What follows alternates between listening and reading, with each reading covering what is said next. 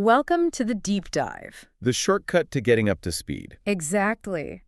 And today we're digging into a really insightful essay. It's right at that tricky intersection, science, policy. And human nature, really. Yeah, it's called 10 Lessons from the Frontlines of Science in Support of Fisheries Management. And the author is Jonathan Hare, who works at NOAA Fisheries, longtime scientist. Right, and that's key. This isn't just some dry technical paper. It's more like an inside look at a huge shift in his own career. He went from being a research scientist, producing the data, Deep in the weeds on fish recruitment and climate effects. to being a scientific administrator. Suddenly, Yeah. he's the one trying to get that science used in the real world. And realizing that the clean science he loved has to actually survive contact with, well, messy reality. That transition is what makes this essay so valuable, I think, not just for fisheries people, but for anyone managing public resources. Definitely. He spent, 20 plus years focused on technical questions, like trying to perfectly predict fish survival rates?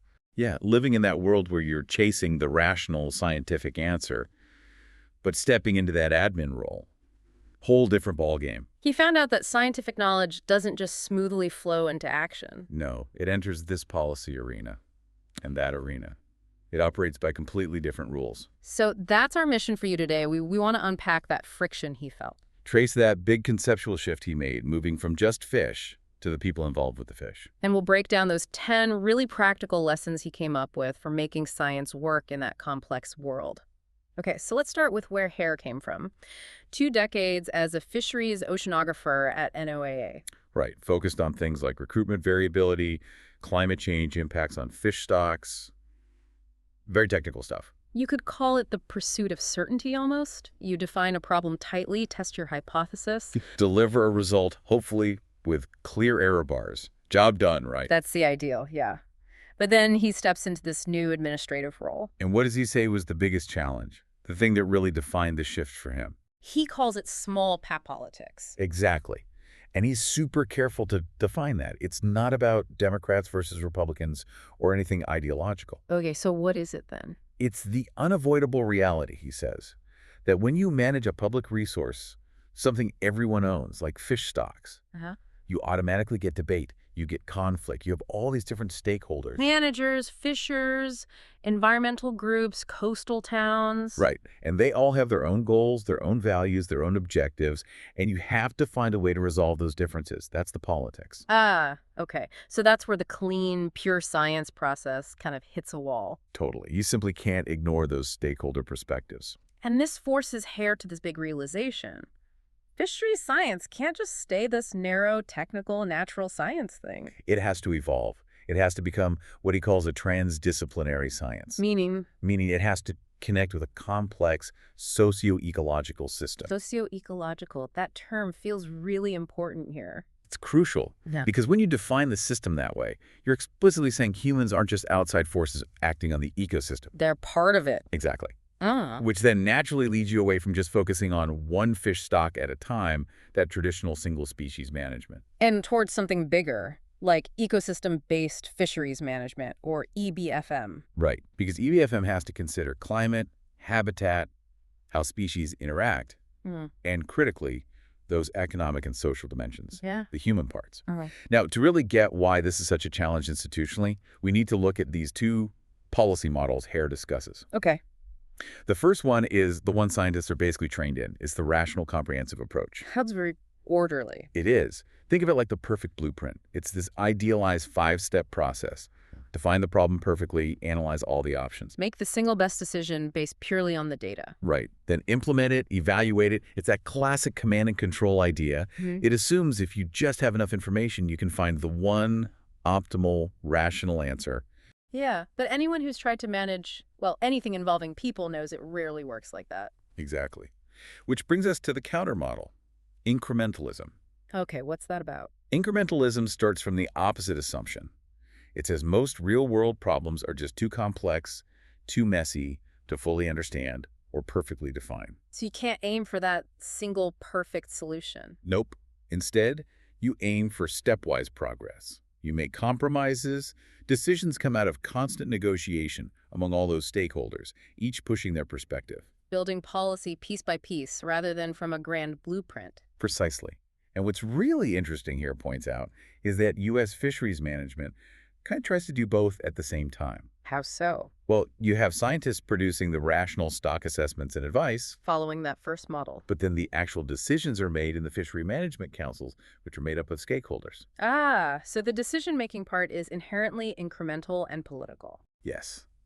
And it's that friction, the tension between the scientific desire for clean, rational answers and the messy reality of negotiated compromise that leads Hare to frame fisheries management as a wicked problem. Right, that term from the 70s. Or he uses a newer term too, right? Problematicity. Yeah, problematicity. It's a way to capture why the old rational model keeps failing. These problems aren't just technically difficult. They're wicked because they're hard to even define clearly. Exactly. And they involve conflicts over governance, huge scientific uncertainty, and they touch on people's deeply held values. That's the problematicity. Okay, so let's break down that problematicity. What actually makes a problem wicked or problematic in Hare's view? He gives 5 dimensions, right? Yeah, and we can kind of group them. Think context, people, and history. All right, context first. That's the problem field. It includes the natural stuff, the fish, the climate, the ocean currents. But also the human stuff? Right. The laws, the economics, the fishing traditions, cultural values. You can't separate the fish from the fleet or the regulations or the coastal communities. It's all intertwined. Makes sense. Okay, what about the people aspect? 2 dimensions there. First is just acknowledging that stakeholders' perspectives are fundamentally different. How a fisher sees the ocean is different from how a scientist sees it, or a regulator. Precisely. Different frames of reference, different cultures within those groups, different levels of influence or power. And the second dimension related to people is the distances among stakeholders. Meaning how far apart their views are. Yeah. The bigger the gap in understanding, values, or trust between groups, the more wicked, the more problematic the situation becomes. Huge disagreements make finding common ground really tough. Okay, context, people. What was the third one? History. Path dependency. Basically, history matters. A lot. Like we've always done it this way, or old grudges. Exactly. Past conflicts, old arguments, policies that failed before all that baggage makes solving today's problem harder. You're not starting with a clean slate. Gotcha. So these dimensions create a really complex landscape. And this tension, this gap between wanting that rational ideal and living with the wicked reality sets up 2 dangerous traps that Hare warns about. Okay, trap number 1. Oversimplification. This is when you try to make the problem manageable by just ignoring parts of it. Like sticking with single species quotas and pretending climate change or social impacts aren't happening. Exactly. It might make the science seem easier, but it actually increases that distance between stakeholders because you're ignoring concerns that are very real to some groups. Okay, what's the second trap? Overcomplication. This is almost the opposite. It's when the problem seems so huge, so complex, so wicked that people just throw up their hands. Like saying ecosystem-based management is just too hard, too intractable, so let's not even try. Right. The perception of impossibility leads to inaction. The status quo wins because tackling the real complexity feels overwhelming. So you either ignore the complexity or get paralyzed by it. And the 10 lessons Hare lays out, they're basically his strategy guide for scientists and managers to navigate between those traps. How to embrace the necessary incrementalism without falling into simplification or paralysis. All right, let's get into those 10 lessons. These are the core takeaways, really. We can group them a bit, maybe start with ones focused on systems and people. Sounds good. Lesson 1 is foundational, except that fisheries are complex socio-ecological systems. Stop pretending there's a clean line between the natural science and the social science. Exactly. Humans are in the ecosystem, the practical takeaway. You need social scientists, economists, anthropologists, sociologists, working alongside the biologists from the start. Which flows right into lesson 3, co-learning. Yeah, this is about participatory science, Yeah. not just telling stakeholders the results at the end. But involving them throughout the process. Yes, collaborative research, joint fact-finding. It's about building shared understanding together. Hare argues that's the only real way to shrink that distance between stakeholders. And part of that collaboration involves lesson 6. Recognize fishers as knowledge experts. Crucial point. Fishers aren't just resource users, they're constant observers. They operate with really detailed mental models of how the ecosystem works, They have to make a living. So their expertise, that on-the-water knowledge, is valuable data for science. Absolutely. Integrating it makes fisheries science stronger, more robust. And if you're involving stakeholders and valuing their knowledge, that requires Lesson 5, respect all perspectives. Right. Science offers a powerful evidence-based perspective, but Hare stresses it's one perspective among others in that socio-ecological system. So scientific legitimacy doesn't just come from having the best data. Not entirely. It also comes from being a respectful, transparent participant in a process that genuinely values the views of managers, the industry, environmental groups, everyone involved. Okay, let's shift to lessons about process and mindset. Lesson 2 is interesting, he says, strengthen existing adaptive management processes. Yeah, instead of saying the current system is broken because it's messy, he looks at something like the U.S. Fishery Management Council model. Which we already said tries to mix rational advice and stakeholder decisions. And says, look, this structure is already incremental and adaptive by its very design. Don't throw it out. Figure out how to make it work better. Optimize it. Focus on improving the structures we have? Makes sense. What about mindset? Lesson 4 is a big one. Question inertia. Challenge that path dependency we talked about. Just because we've always defined a problem or used a certain approach doesn't mean it's still the right way. Exactly. History should inform decisions, absolutely, but it shouldn't dictate them rigidly. We need to be willing to rethink things. And then there are lessons 8 and 9, which seem very personal for a scientist. They are. They're about self-reflection. Lesson 8 is basically, be willing to change your mind. If the data or the stakeholder input challenges your assumptions, you have to be open to adjusting your own view. And lesson 9 is the homework. Read widely, listen carefully. No. If co-learning is the goal, you have to communicate effectively with all the stakeholders in ways they can access and understand. Briefings, workshops, websites, summaries, whatever it takes. Yeah. So when you pull all these lessons together, the bigger implication Hare is driving at is pretty clear.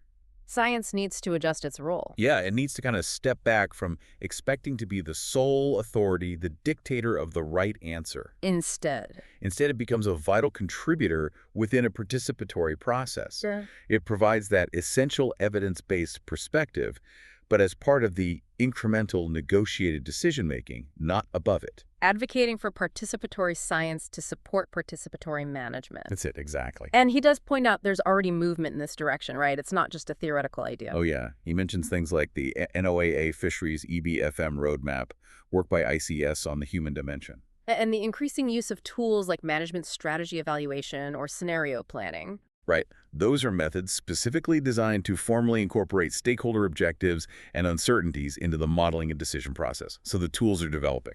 But he doesn't paint a completely rosy picture. There are significant hurdles. Huge cautions. He stresses that making this incremental participatory approach work takes a massive amount of effort and integrity from everyone. Sincerity, attention, trust, expertise. Yes.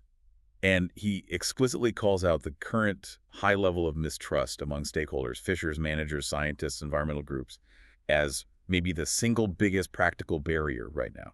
Hard to co-learn if you don't trust the people you're supposed to be learning with. Exactly. It undermines the whole process. And then there's that really big, almost existential question he raises at the end, the time factor. Yeah. With massive global issues like climate change and biodiversity loss bearing down on us, is there actually time for slow, incremental change? Don't we need something faster, more transformative? It's a powerful critique of the incremental approach. How does Hare respond? His argument is also powerful. He essentially says, we haven't even really tried the incremental approach properly yet. We haven't fully embraced these 10 lessons that problematicity teaches us. So the urgency doesn't mean abandon incrementalism. It means we need to get much better and faster at doing it. Faster at building trust, faster at co-learning, faster at closing those distances between stakeholders so we can make progress. So wrapping this up, the fundamental takeaway from Hare's experience in these lessons seems to be, you can't wish away the small politics. Nope. It's not noise in the system. It is the system when you're dealing with complex socio-ecological issues. The goal isn't to create some perfectly rational, politics-free machine for making decisions, because that's impossible. Right. The goal is to figure out how science can operate effectively and maintain its legitimacy within that messy political reality. And these 10 lessons offer a really practical starting point for how to do that. A framework for science to be a trusted, evidence-based voice at the table, even when the table is crowded and the conversation is tough. Well said. It's a challenge, but a necessary one. Indeed. A fascinating paper with lessons far beyond just fisheries. Absolutely. Thanks for joining us for this deep dive.